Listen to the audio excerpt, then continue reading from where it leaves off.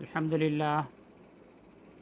لله رب العالمين والصلاة والسلام على سيد الأنبياء والمرسلين وعلى آله وصحبه أجمعين وأولياء الصالحين أجمعين والحمد لله رب العالمين. أعوذ بالله من الشيطان الرجيم. بسم الله الرحمن الرحيم. إنما يخشى الله من عباده العلماء. صدق الله مولانا العظيم وصدق رسوله النبي الأمين الكريم ونحن على ذلك لمن الشاهدين والشاكرين والحمد لله رب العالمين. الحمدللہ آج ہم داتا گنج بخش رحمۃ اللہ تعالی علیہ کی شہرہ آفاق تصنیف کشف المحجوب کا نواں درس دے رہے ہیں. اس کا پہلا باب، پہلا چیپٹر اثبات العلم اس کا نام ہے. اس آیت کے تحت داتا گنج بخش رحمۃ اللہ تعالی علیہ علم کے اثبات میں، علم کے کنفرمیشن میں دلائل دے رہے ہیں. علم کیا ہے، اس کی اقسام کیا ہے، علم کیا ہے، عمل کیا ہے، اور صوفیہ کا اس بارے میں کیا نقطہ نظر ہے، صوفیہ کا اس بارے میں کیا استدلال ہے، وہ کس جانب جاتے ہیں، اس پر گفتگو فرما رہے ہیں. گزشتہ درس میں اثبات العلم میں ہم یہاں تک پہنچے تھے کہ میں نے لوگوں میں، عوام میں دیکھا ایک گروہ ہے جو علم کو عمل پر فضیلت دیتا ہے، اور ایک دوسرا گروہ ہے جو عمل کو علم پر فضیلت دیتا ہے. ان ہر دو ہر دو گروہ باطل ہیں، اس واسطے کہ عمل بغیر علم کے عمل ہی نہیں ہوتا.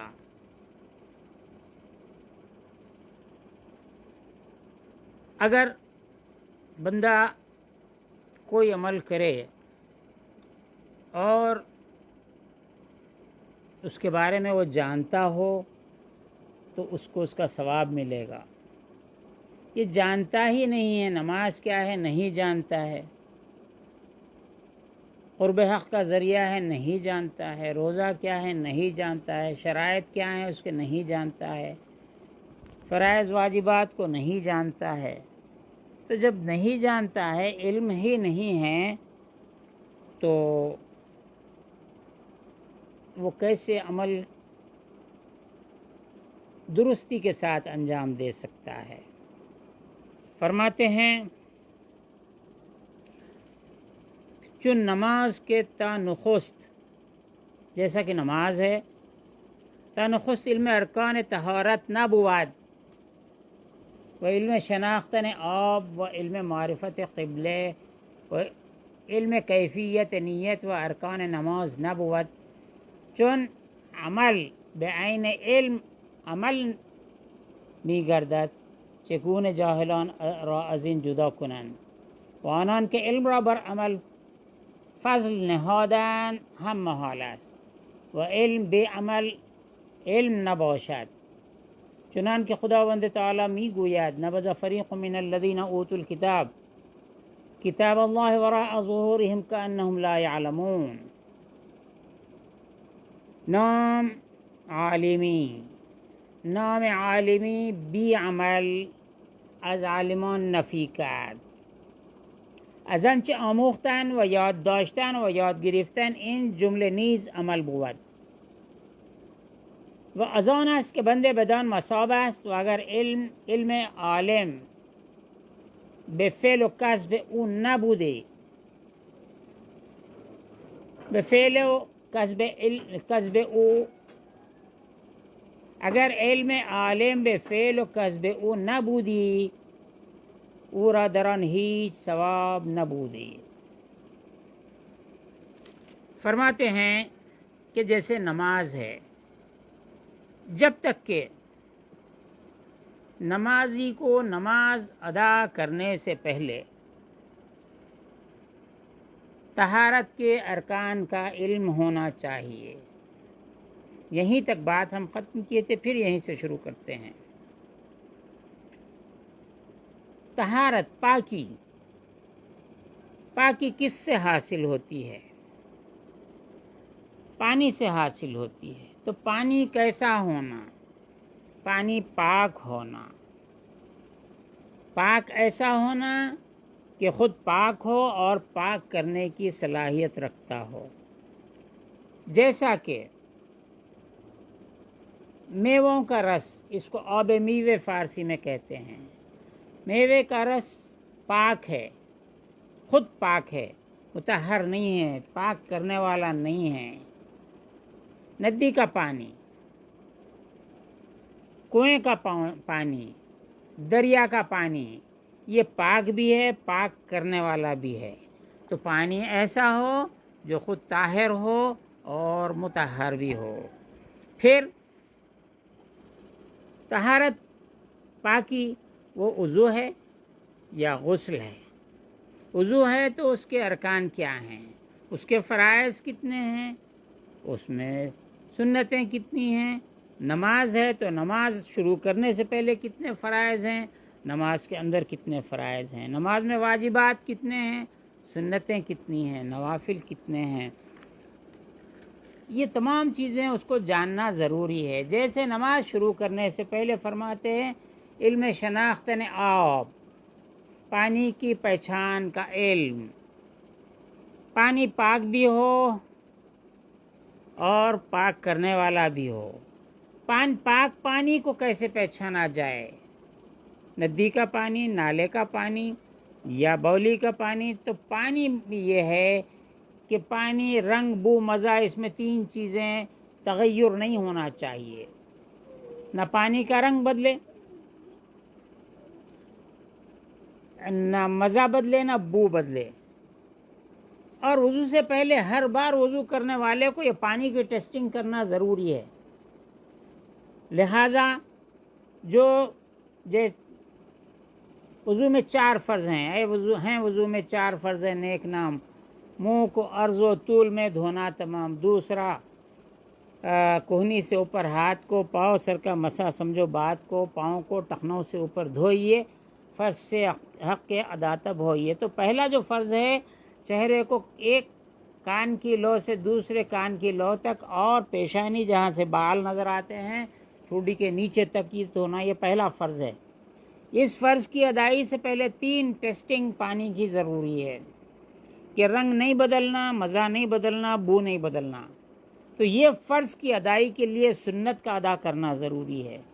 سنت یہ ہے کہ پہلے دونوں ہاتھوں کو دھوئیے. 1 مرتبہ دھو لیں سنت ہے، 2 مرتبہ اور اضافہ کر لیں یہ نفل ہے. آپ کو یہ کرنا 3 مرتبہ کرنے میں ہاتھ پانی لے رہے ہیں، جب ہاتھ میں پانی آئے گا تو پانی کی رنگت کا پتہ چلے گا.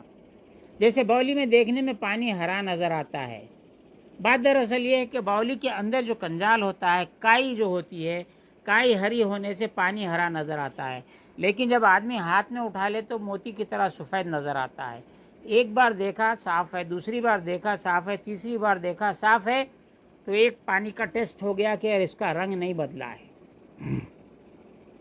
دوسری ٹیسٹنگ آپ یہ کر رہے ہیں، منہ میں پانی لے کر کلی کر رہے ہیں، منہ میں پانی لے رہے ہیں، اس کا اخراج کر رہے ہیں، منہ کو اس سے دھو رہے ہیں. بظاہر کام تو یہی کر رہے ہیں، لیکن زبان، منہ، دہن جس کو کہتے ہیں، یہ مزے کو بتلانے والا ہے. آپ کھانا کھائیں تو نمک کم ہے زیادہ ہے، مرچی زیادہ ہے مرچی کم ہے، مسالے کیسے ہیں، یہ زبان سب پتہ دیتی ہے. تو جب آپ نے پانی ایک ٹیسٹ کر لیا، ہاتھوں میں پانی کو لیا اور دیکھ لیا کہ رنگ نہیں بدلا ہے، اب کلی کرے، ایک کلی کرے تو پانی کا مزہ پتہ چل گیا. لیکن پھر اور ایک بار کر لیے ری ٹیسٹ، پانی کا مزہ نہیں بدلا، تیسری بار آپ مطمئن ہو گئے، دوسرا ٹیسٹ سے پانی گزر گیا، تیسرا ناک میں پانی چڑھائے، ایسا لے کر سونگھنے میں بھی آپ سونگھ سکتے ہیں، لیکن ناک میں چڑھانے میں سونگھنے کی انتہا بھی ہو جاتی ہے اور ناک بھی صاف ہوتی ہے، 1 بار 2 بار 3 بار۔ یہ جب ناک میں پانی چڑھائے تو بو کا پتہ بھی چلتا ہے، لہذا رنگ، مزہ اور بو پانی میں نہیں تبدیل ہونا ہے، یہ ٹیسٹ ہو گیا۔ آج کل یہ بہت بحث چل رہی ہے، ضمناً میں بات کر رہا ہوں یا درس کو روک کے، کہ جو عالمی وبا، یہ کورونا پینڈیمک جو چل رہا ہے، تو کورونا کا جو ٹیسٹ کیا جا رہا ہے، ناک کے اندر وہ آخری حصے سے اس کا کچھ حصہ لایا جا رہا ہے، اس کے اندر سے جو رطوبت ہوتی ہے، جو نمی ہوتی ہے ناک کے اندر، اس نمی کو وہاں سے نکالا جا رہا ہے، اس کے ذریعے کورونا کا ٹیسٹ کیا جا رہا ہے۔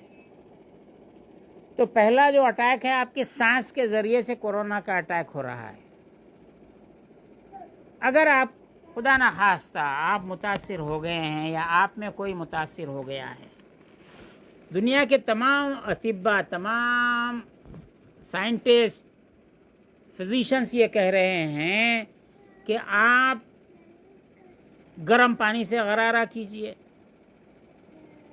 گرم پانی سے ناک صاف کیجئے۔ لوگوں نے کہا کہ آپ گرم گرم چائے پیجئے، گرم گرم کافی پیجئے۔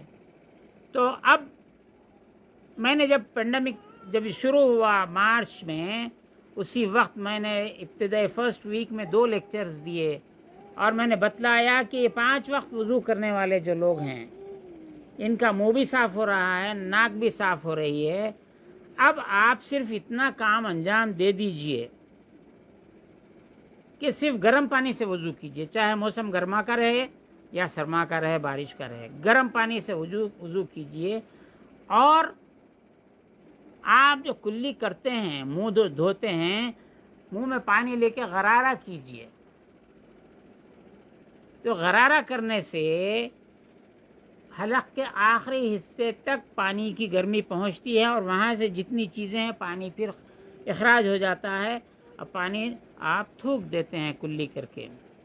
3 مرتبہ یہ عمل کرتے ہیں، 3 مرتبہ ناک میں پانی اچھی طرح چڑھائیے اور ناک جھٹک دیجئے۔ اگر آپ کا انفیکشن صبح کا ہے تو دوپہر میں صاف ہو گیا، بچا کچا عصر میں صاف ہو گیا، اس سے بچا کچا مغرب میں صاف ہو گیا، مغرب کا بچا کچا عشاء میں صاف ہو گیا، اگر رات کا ہے تو فجر میں صاف ہو گیا۔ اگر آپ وضو کرنے کے عادی ہیں، بے وضو کھانا نہیں کھاتے ہیں، جیسا صوفیہ کا طریقہ ہے، ہمارے پاس یہ طریقہ ہے، تو آپ دن میں 1 بار نہیں، 5 بار نہیں، بلکہ دن میں 5 6 بار 7 بار، جتنی بار آپ ضرورت کو جائیں گے اتنی مرتبہ 1 بار وضو کریں گے تو 3 بار غرارہ کریں گے، گرم پانی سے ناک میں پانی چڑھائیے، ہو گیا۔ تو اس طریقے سے وضو کرنے والے سے یہ جو ظاہری بیماری ہو رہی ہے، اس سے تو آپ کو شفا ہوگی ہی ہوگی۔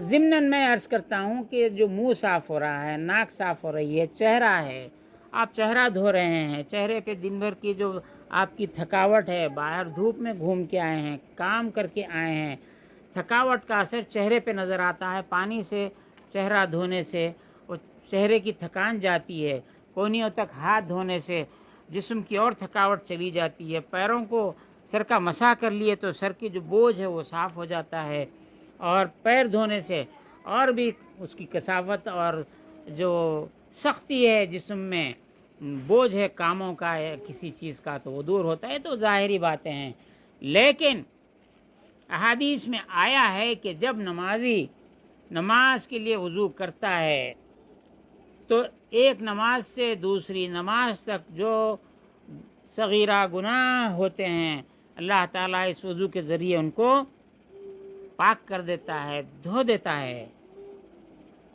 آپ یہ جانتے ہیں امام اعظم ابو حنیفہ رضی اللہ تعالی عنہ نے وضو کے مستعملہ پانی کو، جو وضو میں استعمال ہو گیا، ہاتھ دھونے کے بعد گر گیا، کلی کرنے کے بعد گر گیا، ناک میں پانی چڑھانے سے گر گیا، چہرہ دھونے سے گرا، ہاتھوں سے، پیر دھونے سے، مسح کرنے سے جو گر گیا، یہ پانی یہ پاک نہیں ہے۔ اس کی وجہ کیا ہے؟ امام اعظم ابو حنیفہ رضی اللہ تعالی عنہ کو اللہ نے وہ مقام عطا فرمایا، وہ مرتبہ عطا فرمایا تھا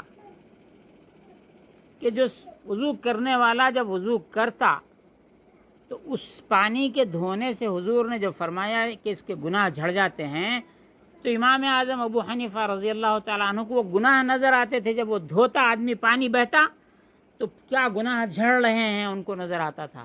آپ نے دعا فرمایا، اللہ یہ جو بصارت تو نے بصیرت عنایت فرمائی ہے، یہ میں اس سے پریشان ہوں۔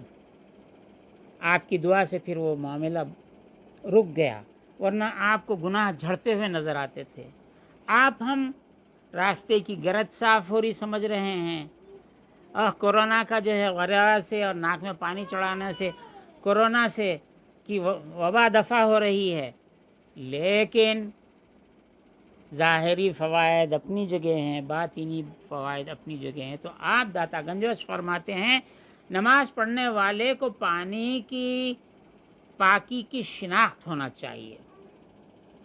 پانی کی شناخت ہو گئی تو وضو کے فرائض، واجبات، سنتیں اور اس کی جو مستحبات ہیں وہ جاننا چاہیے۔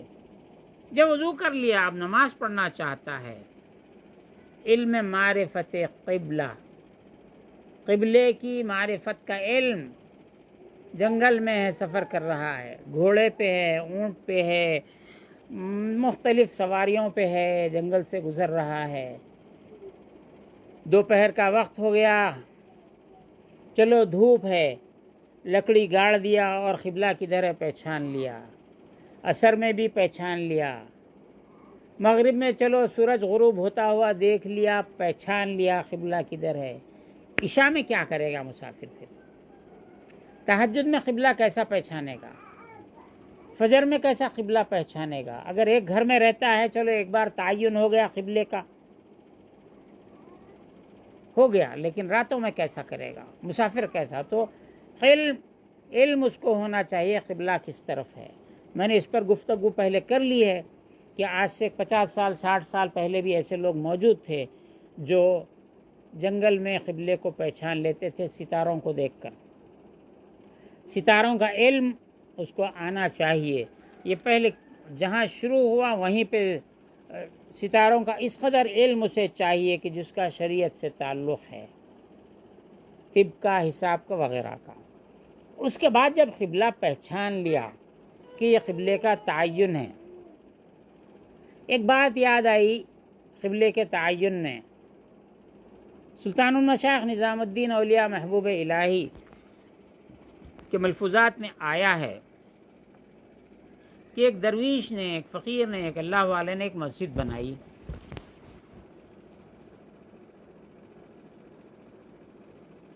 ایک شخص اس مسجد میں آتا تھا جو صوفیہ کا منکر تھا، ان کے علوم کا منکر تھا، ان کی بصیرتوں بصارتوں کا منکر تھا، اور ہر بار نماز کو آتا اور نماز پڑھنے کے بعد لوگوں سے کہتا کہ یہ مسجد کا قبلہ ایسا نہیں ہے، ایسا ہے، یا ایسا نہیں ہے، ایسا ہے، بہرکیف وہ بحث کرتا تھا۔ روز جب جب نماز کو آتا مصلیوں میں گڑبڑ مچاتا تھا۔ وہ صوفی کہتے کہ نہیں، یہ قبلہ درست ہے، یہ قبلہ درست ہے، میں نے جو مسجد تعمیر کی ہے درست ہے۔ آخر میں کئی دن یہی کام اس کا جاری رہا، اور وہ صوفی ایک دن تنگ آ گیا اس کے بولنے سے، اس کو فوری اس کا سر پکڑا، اور جہاں پہ محراب تھا محراب میں لے جا کر اس کا سر پکڑا اور کہا، دیکھ سامنے کعبۃ اللہ نظر آ رہا تجھے؟ تو دیکھا تو یہ صوفی نے جو مسجد بنائی تھی اس کا محراب جو تھا اس میں جو قبلے کا رخ تھا، جب صوفی نے اس کی گردن پکڑ لی، سر پکڑ لیا، دیکھ سامنے قبلہ نظر آ رہا، کعبۃ اللہ دکھ رہا تجھے؟ تو تمام درمیان کے حجابات غائب ہو گئے اور کعبۃ المشرفہ اس کو نظر آنے لگا۔ اس نے توبہ کی۔ تو محبوب الہی نے فرمایا کہ صوفیہ جہت کعبہ کو کعبے کو دیکھ کے تعین کرتے ہیں، اور صوفیہ میں وہ بھی ہیں جو کعبۃ المشرفہ کی طرف رخ کر کے نماز پڑھتے ہیں، اور صوفیہ رب کعبہ کی طرف دیکھتے ہیں اور اس کی طرف نماز کرتے ہیں، کعبے کو بھی دیکھتے ہیں، رب کعبہ کو بھی دیکھتے ہیں۔ میرے اس جملے پہ ممکن ہے کچھ ایسے ابہامات پیدا ہوں، رب کعبہ کو کیسا دیکھتے، اس کی کوئی جہت نہیں ہے، پھر کیسا دیکھتے؟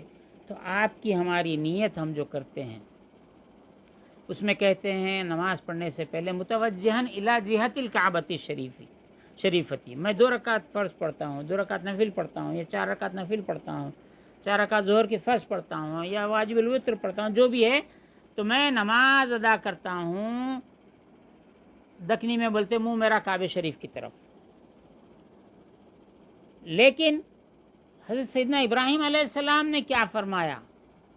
ابراہیم علیہ السلام کے کلمات آپ بھی ادا کرتے ہیں، میں بھی ادا کرتا ہوں، ہر مسلمان ادا کرتا ہے، انی وجہت وجہی للذی فطر السماوات والارض،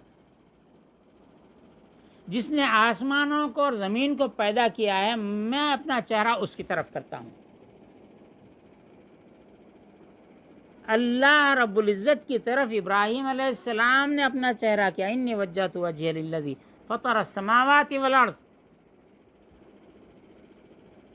آسمانوں کے پیدا کرنے والے، زمین کے پیدا کرنے والے کی طرف میں اپنا چہرہ کرتا ہوں۔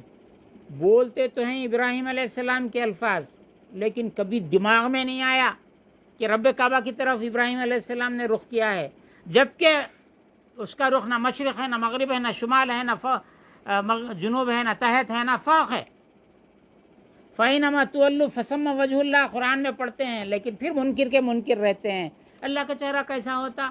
ارے انی وجہت وجہی الذی، آپ پڑھ رہے ہیں نا، میرے چھوٹے بھائی، میرے بڑے بھائی، میرے چچا، میرے تایا، میرے قبلہ، میرے استاد، میرے شاگرد، آپ یہ پڑھ لیں نا،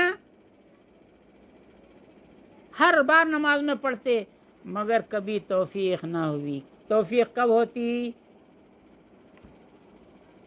اس وقت ہوتی ہے، ایک بزرگ استاد تھے ہمارے جامعہ نظامیہ کے، حیدرآباد دکن کے جامعہ نظامیہ کے استاد تھے، حضرت مولانا حاجی منیر الدین صاحب قبلہ رحمۃ اللہ تعالی علیہ، بڑے بزرگ تھے۔ وہ فرماتے تھے کن عالمن او متعلمن، عالم بنو یا متعلم بنو،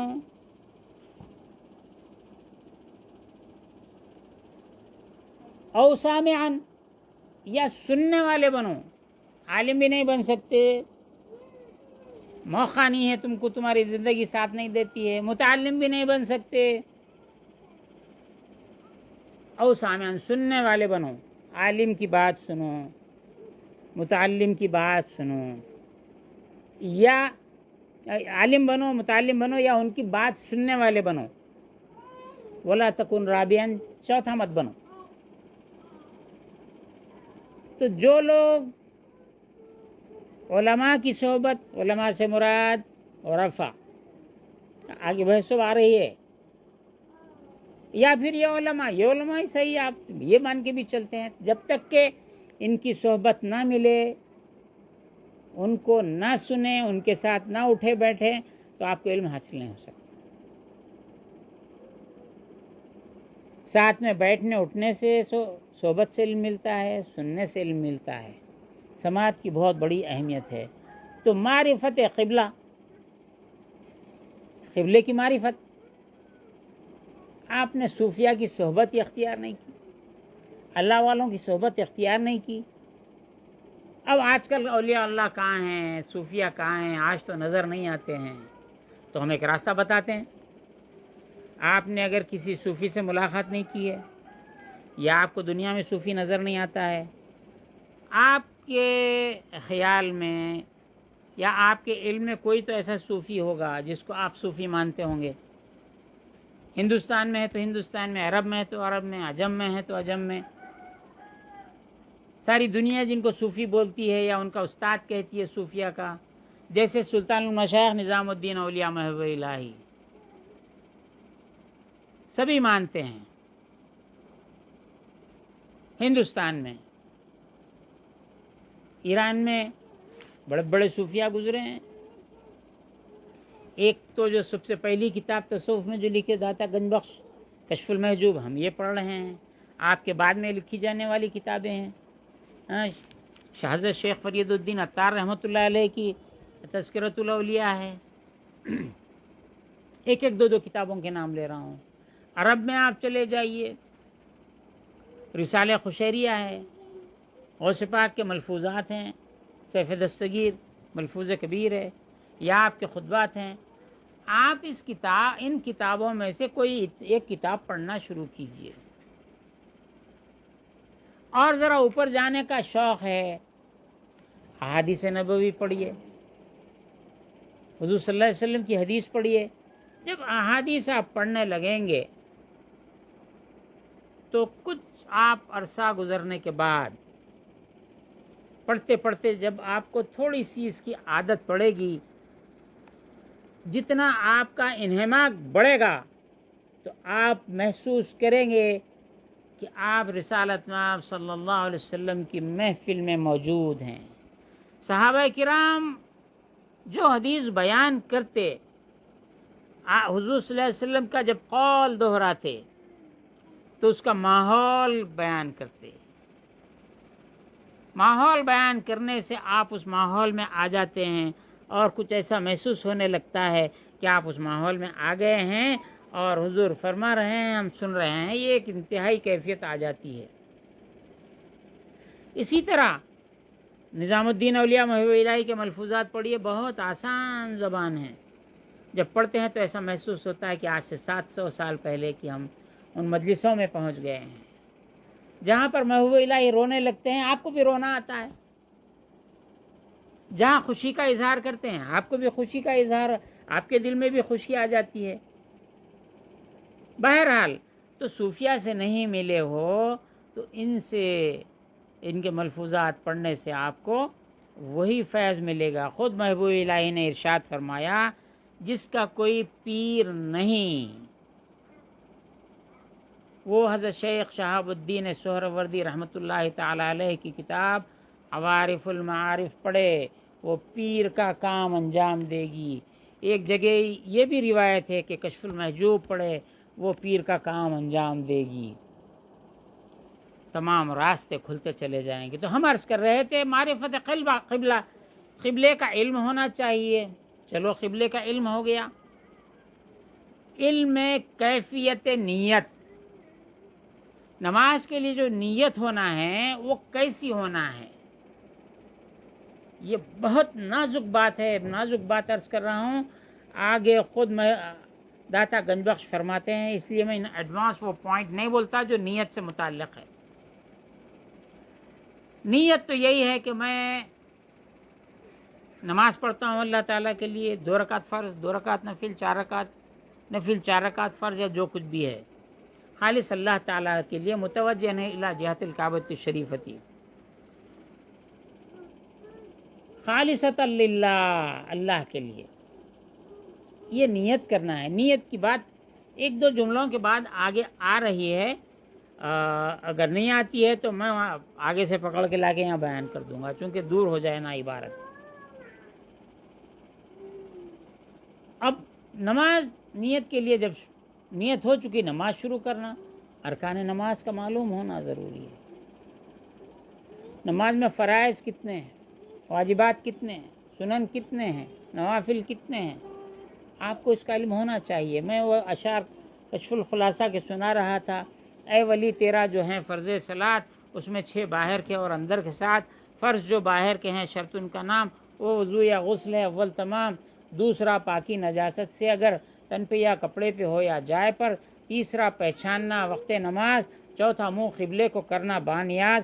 5واں ہے ڈھانپنا. عورت کہتے ہیں ستر عورت، مرد کا ناف سے اوپر سے گھٹنوں کے نیچے تک، اور عورت کا تمام ستر.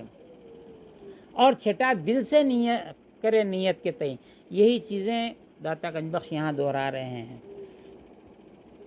اب یہ اچھے فرائض ہیں. یہ نماز سے پہلے قبلہ جاننا، پانی کو پہچاننا، کیفیت نیت، یہ سب چیزیں فرائض میں سے ہیں۔ اب جو نماز شروع کر رہے ہیں اللہ اکبر سے، پہلے ہے تکبیر تحریمہ شروع، پھر قیام اور پھر قرات اور پھر رکوع، یہ تکبیر تحریمہ اللہ اکبر یہ بھی فرض ہے، تو ایسے 7 فرائض ہیں۔ اب یہاں پر جو بحث آپ فرما رہے تھے کہ بعض لوگ علم کو عمل پر فضیلت دیتے ہیں، بعض علم کو فضیلت دیتے ہیں عمل پر، اور بعض عمل کو علم پر، فرماتے ہیں دونوں بھی باطل ہیں، دونوں بھی گمراہی میں ہیں۔ وہ یہ بتلانے کے بعد فرمایا جب عمل بعین علم کے مطابق ہو، جو کچھ علم ہے، جو کچھ جانتا ہے اس کے مطابق عمل ہو، عمل میں گردد، علم کے مطابق عمل ہو تو عمل ہے، ورنہ عمل نہیں ہے۔ یہ کہہ کے فرمایا چگونے جاہلان رو ازین جدا کنن، جوہلا کس طرح علم کو عمل سے الگ کرتے ہیں، عمل کو علم سے الگ کرتے ہیں، جاہل ہیں وہ لوگ۔ اس کے بعد آنان کے علم را، وہ لوگ جو کہ علم کو عمل پر فضل نہادن، جنہوں نے فضیلت رکھی ہے، ہم محالس وہ بھی محال ہے۔ کیوں کہ علم بھی عمل علم نہ باشد، علم بغیر عمل کے علم ہی نہیں ہوتا۔ وہ کیسا ہے آگے آپ خود فرماتے ہیں، اس لیے میں یہاں نہیں کہتا، ورنہ پھر وہ اگلا جملہ پڑھنے کی نوبت ہی نہیں آئے گی۔ علم بغیر عمل کے علم ہی نہیں ہوتا۔ چنانکہ خداوند تعالیٰ می گوید، جیسا کہ اللہ تعالیٰ فرماتا ہے، نبذ فریق من الذین اوتوا الکتاب، کچھ لوگ، ایک گروہ، فریق من الذین، ان لوگوں میں کا، اوتوا الکتاب جس کو اللہ نے کتاب عنایت فرمائی، کتاب اللہ کی کتاب، وراء ظہورہم، پیٹھ پیچھے ڈالتے ہیں، کأنہم لا یعلمون، جیسا کہ وہ کچھ جانتے ہی نہیں۔ یہ یہود کے بارے میں یہ آیت ہے کہ اس سے پہلے یہاں پر فرمایا وَيَتَعَلَّمُونَ مَا يَضُرُّهُمْ وَلَا يَنفَعُهُمْ، وہ چیزیں، وہ لوگ جو یہاں یہ جملہ گزرا ہے، حق تعالی بدان زام کرد کسانی را کہ علوم بیمن منفعت آموزند، وہ لوگ جو بغیر نفع کا علم سیکھتے ہیں، وہی بات کو پھر یہاں فرماتے ہیں کہ انہوں نے اللہ کی کتاب کو پیٹ کے پیچھے ڈال دیا۔ نام عالمی، ایک عالم کا نام، بی عمل، جو بے عمل ہے، ایسے عالم کا نام جو بے عمل ہے، از عالمان نفی کر، عالموں کے فہرست سے اس کا نام نکال دیا جاتا ہے۔ شیخ سعدی شیرازی نے فرمایا عالم بی عمل ماشاءاللہ کور ماشاءاللہ دار است، عالم بے عمل ایسا ہے کہ ایک اندھا ہے جس کے ہاتھ میں مشل ہے، اس کی روشنی میں لوگ راستہ چلتے ہیں لیکن وہ خود اس سے فائدہ نہیں اٹھا سکتا ہے۔ عالموں کی فہرست سے اس کا نام نکال دیا جاتا ہے، ازانچے، اس واسطے کہ آموختن، سیکھنا سکھانا، یاد داشتن، یاد کرنا، حفظ کرنا، یاد گرفتن، یہ فارسی میں یاد گرفتن، ہم بائی ہارٹ کرنے کو یاد گرفتن بولتے ہیں۔ ان جملے نیز عمل بود، جوہلا بچے کتاب پڑھتے ہیں الف بے تے سے، الف با تا سا، یہ مہاخا، A B C D, E F G H, 1 2 3 4 1 2 3 4، یہ یاد کرنا، سیکھنا، یہ حرف ایسا ہے، یہ حرف ایسا ہے، یہ آموختن ہے، اور ان کو ذہن میں بٹھا لینا، یاد داشتن و یاد گرفتن، حفظ کر لینا۔ یہ سب کچھ عمل ہے. علم سیکھ رہے ہیں, سمجھ رہے لوگ, حضرت فرما رہے ہیں علم نہیں سیکھ رہے ہیں بچے, یہ عمل کر رہے ہیں.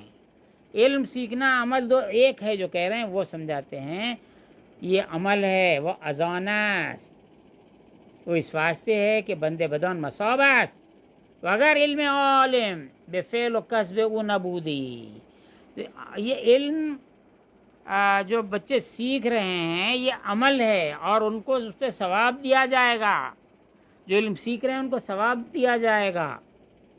اگر علم عالم کا علم اس کے کسب سے نہ ہوتا, وہ مدرسے کو جا رہا ہے, مدرسے سے آ رہا ہے, مدرسے میں بیٹھ رہا ہے, استاد سے سیکھ رہا ہے, استاد سکھا رہا ہے, غلطی ہوئی مار کھا, استاد اس کو مارتا ہے, اس کو تنبیہ کرتا ہے, کان روڑی دیتا ہے, یا محبت سے سمجھاتا ہے, وہ سکھا رہا ہے یا سیکھ رہا ہے. یہ عمل ہے, عالم کا یہ عمل ہے, سیکھنے والے کا یہ عمل ہے. اگر علم کے سیکھنے والے کا علم سیکھنا عمل نہ ہوتا, یا عالم کا یا استاد کا علم کا سکھانا عمل نہ ہوتا, پورا درن ہی ثواب نہ بودے, اس کے اندر کوئی ثواب ہی نہیں ہوتا تھا. جبکہ حضور صلی اللہ علیہ وسلم نے فرمایا جب بچہ علم دین حاصل کرنے کے لیے گھر سے نکلتا ہے تو فرشتے اس کے لیے پر بچھاتے ہیں. علم کے لیے جا رہا ہے تو پر بچھا رہے ہیں. فرماتے ہیں کہ یہ عمل ہے, عمل کا ثواب ہے. ان سخن دو گروہ ہے, اس بات میں دو گروہ ہیں. یکی آنن کے نسبت بے علم کنن مرجوح خلق رو, ایک گروہ ہے جو علم کی نسبت کرتا ہے. علم وہ ہے مخلوق کے اندر جاہ و مرتبہ حاصل کرے, پوزیشن حاصل کرے. میں ہمیشہ یہ بات مثنوی شریف کے درس میں بھی کہتا تھا, آج بھی میں کہہ رہا ہوں, یہ کتاب 1000 سال پرانی ہے. 1000 سال کے بعد آج اس کو پڑھنے کی کیا ضرورت پڑی ہے؟ اگر یہ ریلیونٹ ٹاپک پہ بات نہیں کی جاتی ہے اس کتاب میں, تو کتاب زمانے کے ساتھ ساتھ نہ چلے تو پھر وہ اس کا علم نہیں ہے. زمانے کا ساتھ دے, زمانے میں جو گفتگو چل رہی ہے اس میں رہبری کرے, جب تو کتاب ہے, ورنہ کیا ہے؟ نہیں وہ 1000 سال پہلے تھا, آج نہیں ہے. نہیں آج ہے. ایک گروہ وہ ہے کہ علم کی نسبت کرتے ہیں مخلوق میں مقام و مرتبہ حاصل کرنے کے لیے. علم کے حاصل کرنے کا مقصد یہ ہے. آج ہندوستان نہیں, یہ انڈین سب کانٹیننٹ نہیں, ایشیا نہیں, دنیا کے تمام 7 بر اعظم جتنے ہیں, اس میں جتنے ممالک ہیں, جتنے کنٹریز ہیں, جتنے سٹیز ہیں, جتنے گاؤں ہیں, ہر جگہ کیا کانسیپٹ ہے آج بتائیے. اگر ایک بچہ حفظ کے جاتا, دیکھو بھائی حفظ کو تو بھیجا رہے ہیں آپ, مگر کیا ہے, دیکھو جو بچہ سماج میں کچھ زندہ رہے جیسا, اس کو کچھ تو سکھاؤ, اس کو کیا ہے. حافظ صاحب ادھر آئیے, حافظ صاحب ادھر جائیے, یہ ان کا یہ ہے علم دین حاصل کر رہے ہیں, تم عالم بن گئے, مولوی پڑھے, عالم پڑھے, فاضل پڑھے, یہ کرے, لیکن دنیا میں تمہارا کیا پوزیشن ہی نہیں ہے, دنیا میں کوئی مرتبہ ہی نہیں ہے. ذرا بابا تھوڑا انگلش تھوڑی سیکھ لے رہے بابا, تیرے کو جو ہے پوزیشن تو بھی ملتا, تھوڑا لوگ جو ہے عزت سے تو بھی تمہیں بٹھائیں گے, نہیں تو اچھا ٹھیک ہے صاحب آپ کل آئیے. آپ بچے جو ہے آج جو ہے نا ہم لوگ خالہ کے پاس جا رہے ہیں ہم لوگ, کل مل صاحب آپ پڑھاؤ نا, کل ٹیوشن. آپ کی تو بے عزتی کرتے ہیں لوگ, تھوڑا انگلش پڑھو تو پھر عزت رہتی. تو مطلب آج علم کیا ہو گیا ہے کہ زمانے کے ساتھ ساتھ چلنے کے لیے, حکومتوں میں بلند مقامات پانے کے لیے, عہدہ پانے کے لیے, بہترین روزی کمانے کے لیے علم وہی سمجھا جا رہا ہے جو روٹی روزی سے مربوط ہے, connected to bread and butter, وہ علم ہے. اگر وہ نہیں ہے تو نہیں ہے. فرماتے ہیں ایک گروہ ہے یقیناً کہ نسبت بے علم کند مر جوہ خلق مخلوق کے اندر کیا پڑھے ایل ایل بی کرے، ارے کیا کرے، نہیں میں جو ہے امتحان دے رہا ہوں، ایل ایل ایم کر رہا ہوں، ہو گیا ہاں ہو گیا، اب کیا کر رہے ہیں، ایک پریکٹس کر رہا ہوں، میں سول کر رہا ہوں، میں کرمنل کر رہا ہوں، میں جو ہے مجسٹریٹ فرسٹ کلاس مجسٹریٹ کا، سیکنڈ کلاس مجسٹریٹ اوپر ہے ججز کا، میں جوڈیشری کا امتحان دے رہا ہوں، پھر یہ کر رہا ہوں، پھر یہ کر رہا ہوں، تاکہ علم حاصل کروں، تاکہ میں قضات کا عہدہ، میں جج کی پوسٹ پاؤں۔ ڈاکٹر بن رہے ہیں کس لیے کہ آپ کی جو ہے خدمت خلق کے واسطے نہیں، آپ کو پوزیشن ملے، آپ کو لوگ عزت سے دیکھیں، اس لیے ڈاکٹری پڑھ رہے ہیں۔ انجینئرنگ کس واسطے ہے کہ مخلوق کی خدمت کے لیے نہیں ہے، بلکہ آپ بہترین انجینئر بنیں اور حکومت میں آپ کو مرتبہ حاصل ہو اور لوگ عزت سے دیکھیں۔ اور بھائی ڈونیشن میں ہی ہمارے اتنے لاکھ روپے اب تک گئے ہیں، حیدرآباد اس میں ٹاپ تھا گزشتہ چند دنوں تک، جس میں میڈیسن اور انجینئرنگ میں 1-1 کروڑ 1.5 کروڑ روپے میں بھی ایک سیٹ گئی تھی۔ اب بچے کے واسطے میں 1.5 کروڑ روپے خرچہ کرا، ایڈمیشن میں چتا ہو گیا، اب انہیں پاس ہوئے بعد میں وہ نہیں نکالنا ہے کیا وہ پیسے، اس واسطے ایسی اتنی فیس لے رہے ہیں اور یہ کر رہے ہیں، بالکل سے بحث نہیں کرتا میں۔ تو علم وہ حاصل کرتے ہیں کہ لوگوں کے درمیان بلند مراتب پائیں اور اپنا دبدبہ بٹھائیں۔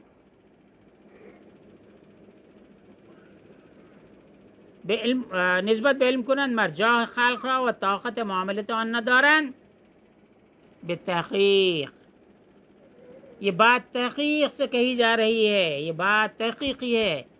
علم نہ رسیدے باشند، ایسے لوگوں نے جو علم حاصل کیا ہے وہ علم کی بھوک بھی نہیں پہنچے ہیں، علم دین حاصل کر رہے ہیں، آگے مباحث آئے ہیں، علم دین حاصل کر رہے ہیں، قرآن کا علم حاصل کر رہے ہیں، تفسیر کا علم حاصل کر رہے ہیں، فقہ کا علم حاصل کر رہے ہیں، حدیث کا علم حاصل کر رہے ہیں۔ کس واسطے حاصل کر رہے ہیں کہ سامنے والے عالم کو زیر کر دیں، اس واسطے علم حاصل نہیں کرے، علم کو نہیں پہنچے۔ بتحقیق علم نہ رسید باشند، عمل را ازان جدا گنند، نہ علم دانند نہ عمل، جو علم کو عمل سے جدا کرتے ہیں وہ نہ علم کو جانتے ہیں نہ عمل کو جانتے ہیں۔ جاہلی گوید، ایک جاہل آدمی کہتا ہے، کار بندے جاہلی گوید قال نہ باید، قال نہیں چاہیے، کار باید کام چاہیے۔ دیکھیے میں وسوسہ دور کرتا ہوں، ایک قال ہوتا ہے، ایک حال ہوتا ہے۔ قال اور حال کی بحثیاں نہیں کر رہے ہیں، جیسا کہ مولانا روم نے فرمایا قال را بگزار و مرد حال شو، قال کو چھوڑ دو مرد حال بن جاؤ۔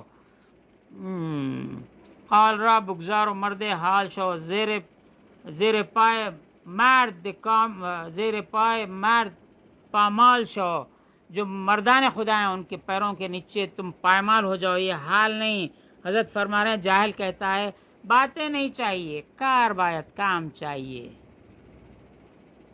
کارخانے میں گئے، ایک آدمی بہت لمبے باتیں کر رہا ہے، کارخانہ چلو باتیں بند کرو، تم ہوں گے بہت بک بک مت کرو، چلو چلو، کیا کارپینٹر رہنا، چلو میز بناؤ، پہلے گھسو اس کو، باتیں کر رہا صبح سے شام تک کہ باتیں، کام کرو، کام بات نہیں چاہیے، کام چاہیے، جاہل کہتا ہے۔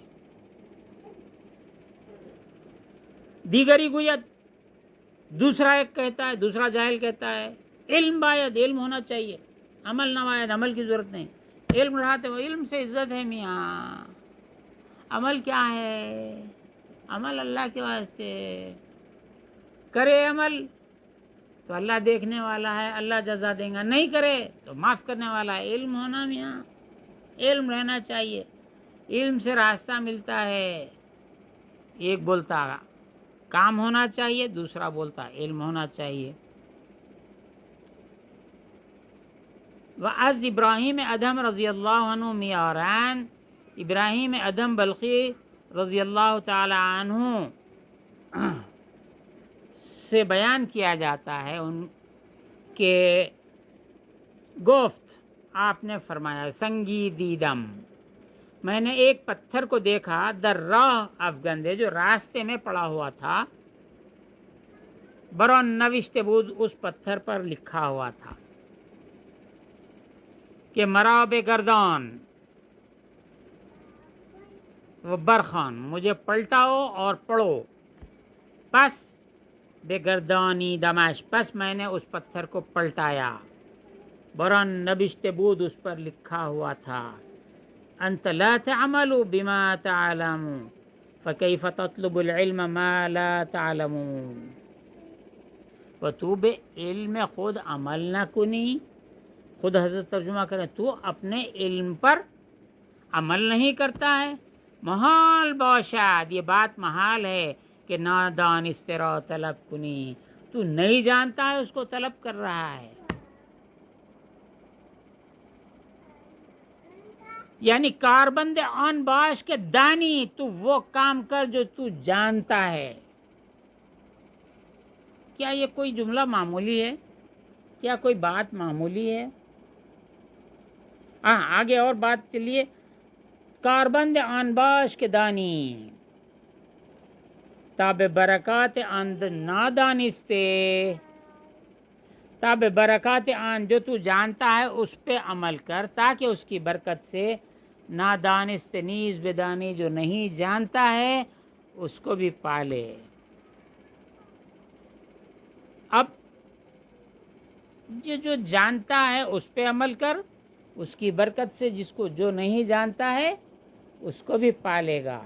اس کے بعد جو اگلی فصل آ رہی ہے اس سے مربوط بات اس کے اندر ہے، فرماتے ہیں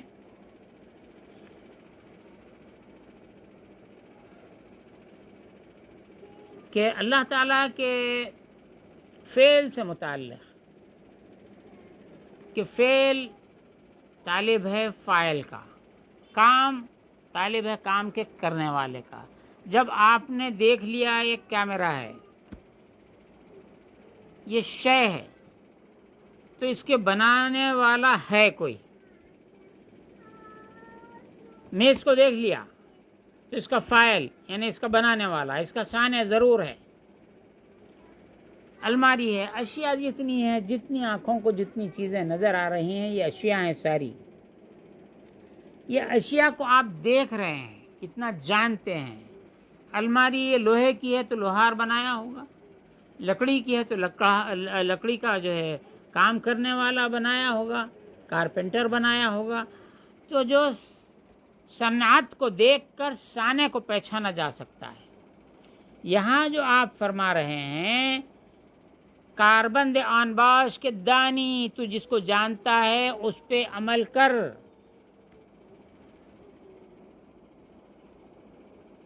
تاب برکات آن کیا؟ تاکہ دیکھے ہوئے جانے ہوئے پر عمل کرنے کی برکت سے نادانستہ کو بھی جان لے۔ تو یہاں پر مخلوقات ہیں، زمین ہے، آسمان ہے، سیارے ہیں، ستارے ہیں، سورج ہے، چاند ہے، روشنی ہے، اندھیرا ہے، اللہ تعالیٰ نے ظلمات کو بھی پیدا کیا، نور کو بھی پیدا کیا ہے۔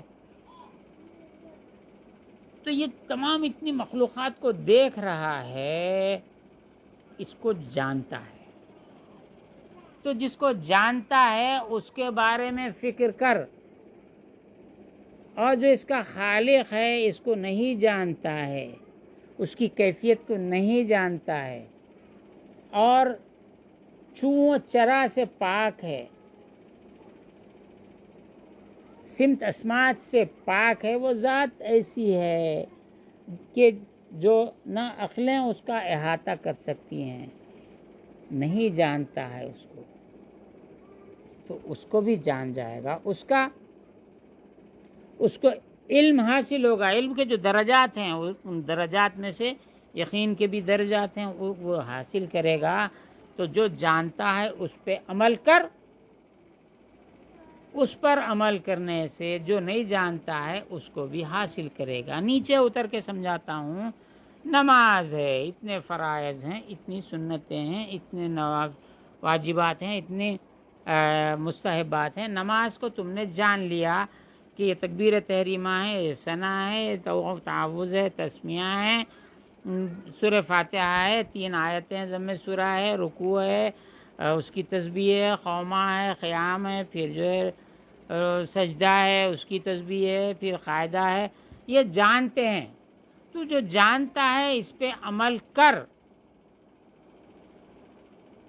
لیکن یہ جمع نمازوں کا جو راز ہے اس کو تو نہیں جانتا ہے.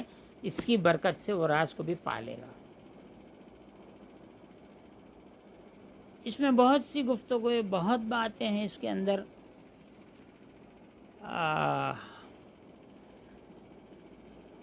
حضرت بایزید بسطامی رحمۃ اللہ تعالی علیہ کا ایک مرید تھا. اس نے چیخ ماری. بایزید بسطامی حیران ہو کے بھاگے کہ کیا ہوا مرید کو. پوچھا آپ نے کہ کیا ہوا، تو نے چیخ کیوں ماری؟ تو اس نے کہا کہ میں نے اللہ کے نور کو دیکھا ہے. آپ نے توجہ فرمائی. اس کے بعد کہا کہ بیٹے بات ایسی ہے، تجھے جو نور نظر آیا وہ وضو کا نور تھا. وہ مرید کو تربیت دی گئی تھی کہ ہمیشہ وضو سے رہے. تو وضو کا نور اس نے دیکھا، دھوکے سے اس کو خدا کا نور سمجھا. تو پیر، استاد، شیخ اس واسطے ہے کہ اس کو تھام لے اور اس کون سے درجے میں اس کو بتلائے. آپ نرسری کے جی کے استاد کو استاد مانتے، ABCD کے استاد کو استاد مانتے. سال بھر پڑھے بعد نے آپ کا ٹیسٹ لیا تو پاس کرنے والے کو بھی قبول کرتے، فیل کرنے والے کو قبول کرتے.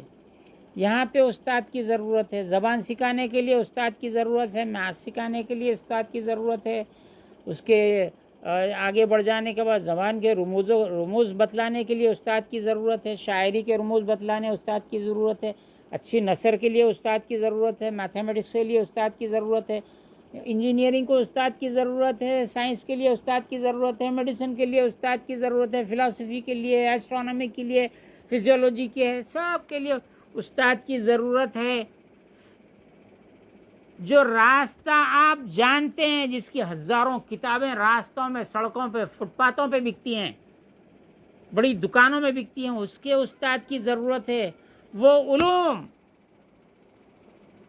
جن کو علوم مخفی کہا جاتا ہے، ان کے علوم کو جاننے کے لیے استاد کی ضرورت نہیں ہے. جو راستہ لوگ نہیں جانتے ہیں، جس کو صراط مستقیم کہتے ہیں، اللہ کا راستہ ہے، اس کو بتانے والے کی ضرورت نہیں ہے. جبکہ اسی شیطان کہاں بیٹھا ہے؟ کیا شراب خانے میں بیٹھا ہوا ہے؟ جوے خانے میں بیٹھا ہوا ہے؟ کہاں بیٹھا ہوا ہے؟ نہیں، اللہ سے اس نے وعدہ کیا کہ میں تیرے صراط مستقیم پہ بیٹھوں گا، اس پر چلنے والوں کو بہکاؤں گا. تو جب صراط مستقیم پہ شیطان بیٹھا ہوا ہے اور اس پہ چلنے والوں کو بہکاتا ہے،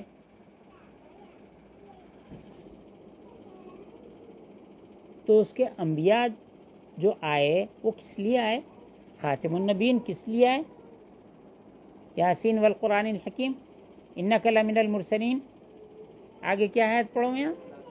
علی صراط مستقیم. آپ صراط مستقیم پر ہیں. بولے تو آپ صحیح راستے پہ ہیں؟ نہیں، صحیح راستے پر لے کر چلنے والے ہیں، پہنچانے والے ہیں، لانے والے ہیں، لے جانے والے ہیں. کب تک؟ کیا آپ کی وفات شریفہ تک، تا قیامت، یہاں تک کی حد تک کی بات ہے. پھر اس کے بعد پھر آگے بھی ہے.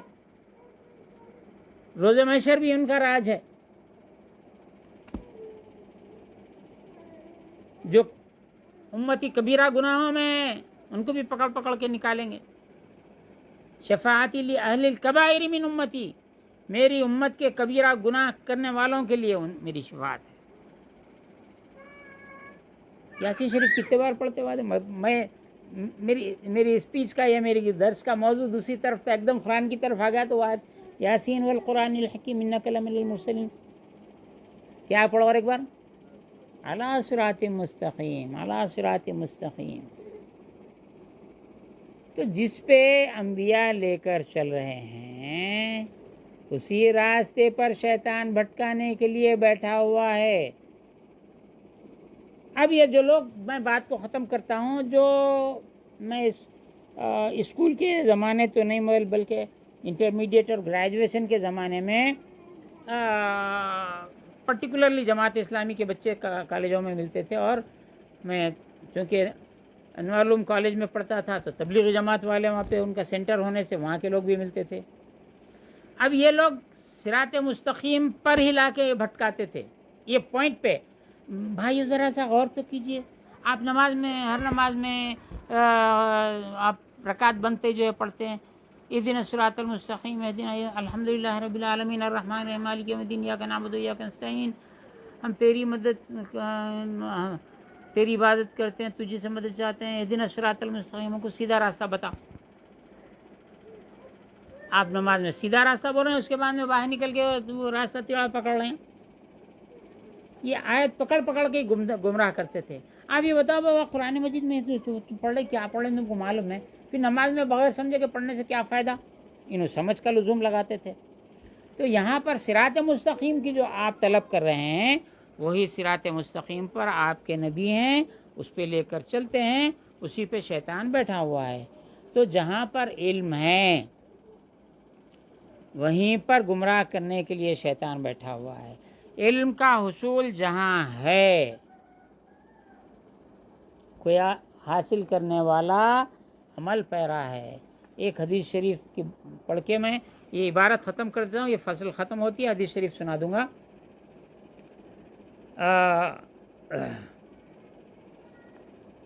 انس بن مالک رضی اللہ تعالی عنہ گوید، انس بن مالک گوید رضی اللہ عنہ کہ ہمت العلماء الدرایت و ہمت السفہاء الروایت. انس بن مالک رضی اللہ تعالی عنہ فرماتے ہیں کہ علماء کی ہمت درایت ہے، یعنی درایت کا معنی ہوش، فہم، ادراک، اور ہمت السفہاء بے وقوفوں کی ہمت، الروایت قول کا بیان کرنا. قول بیان کر دیا کہ ہمارے کو نہیں معلوم، قول بیان کر دیا کہ ہمارے کو نہیں معلوم. امام اعظم ابو حنیفہ رضی اللہ تعالیٰ عنہ کے متعلق محدثین کی یہ رائے ہے کہ نحن دوا فروش کو کیا بولتے بابا عربی میں نحن عطارون، ہم دوائیں جڑی بوٹیاں بیچنے والوں کی مانند ہیں. اور امام اعظم ابو حنیفہ طبیب ہیں، ان کو معلوم ہے کون سی چیز کہاں ہے، کس مرض کے لیے استعمال ہوتی ہے. تو آپ فقیہ ہیں تو گویا وہ طبیب ہیں امام اعظم. تو یہاں فرماتے ہیں کہ محدثین کا قول ہے کہ ہم عطاروں کی طرح ہیں، جڑی بوٹیاں بیچنے والوں کی طرح ہیں. احادیث تو ہم نے جمع کر لیے ہیں، ہم نے اقوال کو جمع کر لیا ہے، لیکن یہ کس محل کا ہے، کہاں پر اس کا استعمال ہے، یہ فقیہ تو امام اعظم ابو حنیفہ ہیں. ازانچہ اخوات جہل از علماء منتفی باشد، جو جہل اور اس کی باتیں ہیں. اخوات اختن بہن کو کہتے ہیں، اخوات بہن یعنی اس کی برانچز. یہ جہل علماء سے دور کر دیا جاتا ہے. آن کے از علم جاہو از دنیا طلبات، یہ ڈیسیشن ہے، یہ ڈائریکشن ہے، یہ گویا سپریم اتھارٹی کا، اب آج کل چل رہا ورڈ سپریم اتھارٹی، اس واسطے بول رہا ہوں، یہ فیصلہ ہے. اس وجہ سے علم از علم جاہو از دنیا طلبات، جو علم کے ذریعے جاہ، مرتبہ، پوزیشن، عزت دنیا کی عزت وقار طلب کرتا ہے، نہ عالم بود وہ عالم نہیں ہوتا ہے. اگر علم نہ باشد اگر علم نہ ہوتا بہیچ لطیف خداوند را نشناسند. اللہ تعالیٰ کی معرفت کے لطائف نازک باتوں کو کوئی پہچان نہیں سکتا. چون علم موجود باشد، جب علم ہوتا ہے ہمیں مقامات و شواہد و مراتب را سزاوار بود. جب علم ہوتا ہے تو تمام مقامات اللہ رب العزت کی معرفت کے جو سٹیجز ہیں، جہاں جہاں ٹھہر کے وہ مشاہدہ کرتا ہے، اللہ کا مشاہدہ ہر شے میں کرتا ہے، اور اس کے مراتب جو ہیں وہ کس سٹیج میں کس چیز کا مشاہدہ کرتا ہے، کس لطیفے کا مشاہدہ کرتا ہے، وہ عالم کو سزاوار ہے. واللہ عالم بالصواب. یہاں پر حضرت شیخ فرید الدین عطار رحمۃ اللہ علیہ کے اشعار پڑھتا ہوں. فرماتے ہیں چشم بکشا آنکھ کھول، چشم بکشا کے جلوے دلدار، آنکھ کھول کر دیکھ دلدار کا جلوہ. یہاں دلدار سے مراد اللہ تعالیٰ ہے، مطلوب ہے. چشم بکشا کے جلوے دلدار، متجلیست از در و دیوار، دروازوں سے دیواروں سے اللہ کا جلوہ نظر آ رہا ہے. آنکھ تو کھولو، ہر شے میں جلوہ نظر آتا ہے. ہر کے نادید نام او گوید، جو کہ اس کا دیکھے بغیر اس کا نام لیتا ہے. مشرک است تو فضول نہ ہموار، و مشرک ہے فضول ہے نہ ہموار. غیب پہ ایمان لانا یہ فرائض میں سے یؤمنون بالغیب.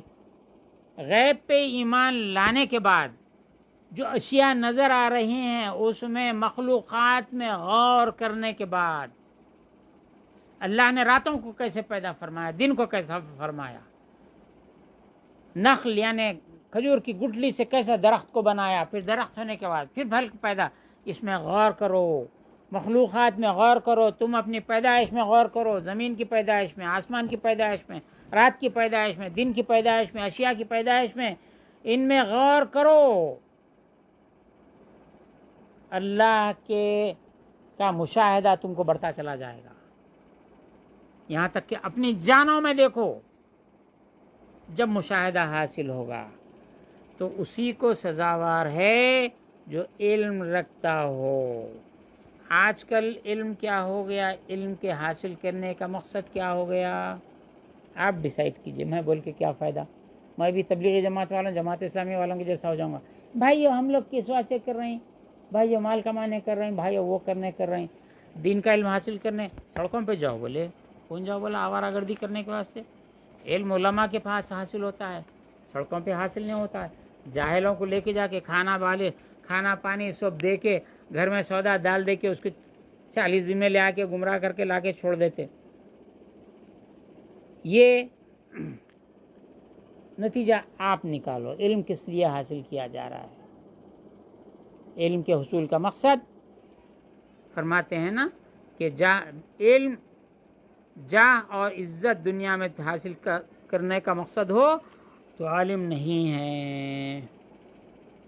علم وہ ہے جو اسرار خداوندی اس پہ ظاہر ہوں، شواہد ہوں. آج کی تاریخ کیا ہے؟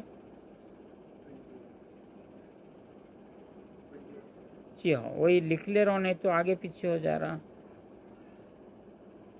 السلام علیکم ورحمۃ اللہ تعالیٰ وبرکاتہ. اللہ تعالیٰ اس علم سے ہم کو سرفراز فرمائیں جس علم کی جانب داتا گنج بخش رحمۃ اللہ تعالیٰ علیہ اشارہ فرما رہے ہیں، اور ہمارے دلوں سے ان حجابات کو دور فرمائیں جس کا ہم شکار ہیں.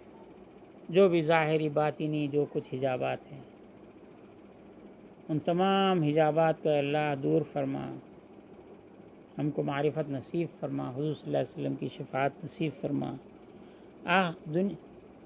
آخری زمانے کے فتنوں سے ہم کو محفوظ فرما. صلی اللہ تعالی علی خیر خلقہ سیدنا محمد وآلہ وصحبہ اجمعین والحمد للہ رب العالمین.